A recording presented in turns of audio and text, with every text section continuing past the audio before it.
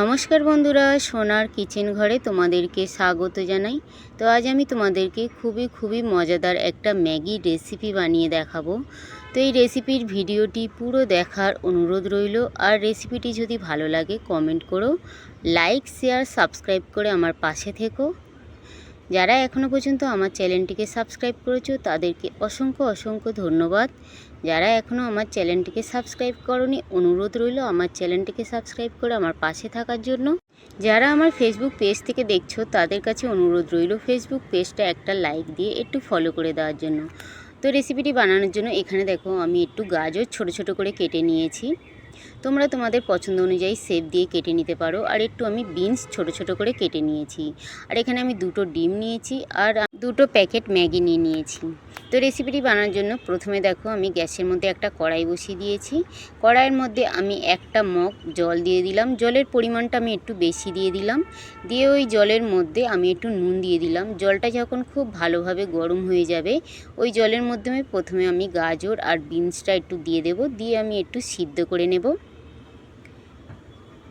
তবে খুব বেশি সিদ্ধ করব না, হালকা করে একটু আমি সিদ্ধ করে নেব। এখানে দেখো গাজর আর বিনসটা কিন্তু সিদ্ধ হয়ে গেছে। এবারে সিদ্ধ হয়ে যাওয়ার পরে ওই সিদ্ধ করা গাজর বিনসের মধ্যে আমি ম্যাগিটা দিয়ে দেব। ম্যাগি খেতে পছন্দ করে না এমন কেউ নেই, বড় থেকে ছোট সবার কিন্তু ভীষণ পছন্দ। তো আজ আমি একটু অন্য রকম করে বানাবো এই ম্যাগিটা। তো ম্যাগিটা দেওয়ার পরে দেখো ম্যাগিটা এখানে কিন্তু খুব ভালোভাবে ফুটে গেছে।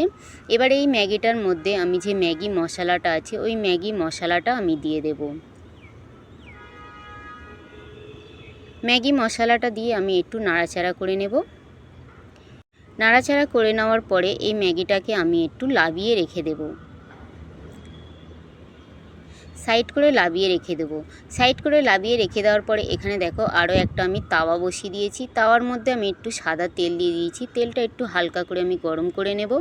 তেলটা গরম হয়ে যাওয়ার পরে আমি যে 2টো ডিম নিয়েছিলাম, ডিম দুটো আমি একটু নুন দিয়ে ভালো করে ফাটিয়ে রেখে দিয়েছি। ওই ডিমটা আমি দিয়ে দিলাম। দিয়ে ডিমটা আমি একটু ভেজে নেব, লাল করে একটু আমি ভেজে নেব।